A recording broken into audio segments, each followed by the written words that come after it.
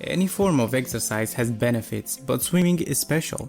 From stress reduction to a potentially longer life, swimming can help you long after you've left the pool. Swimming is a great workout no matter what style you use: butterfly, backstroke, breaststroke, sidestroke, or freestyle.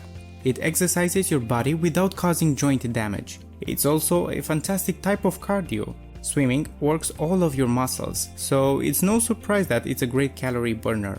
Swimming expands the same number of calories as jogging without the joint stress. And that's assuming you're swimming at a leisurely speed.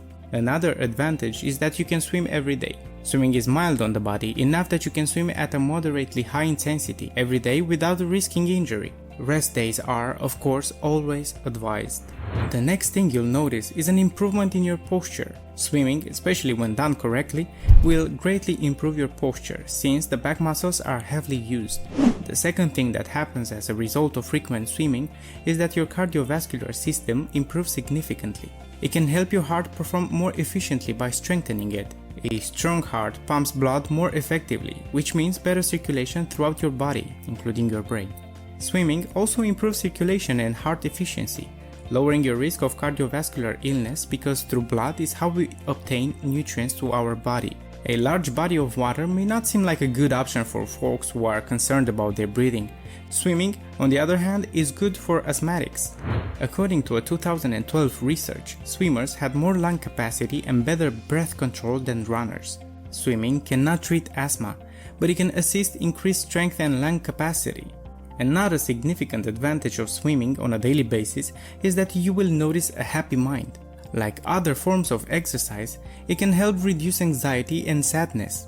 A tiny 1992 study discovered that persons who swam on a daily basis reported less anger, anxiety, disorientation, and depression.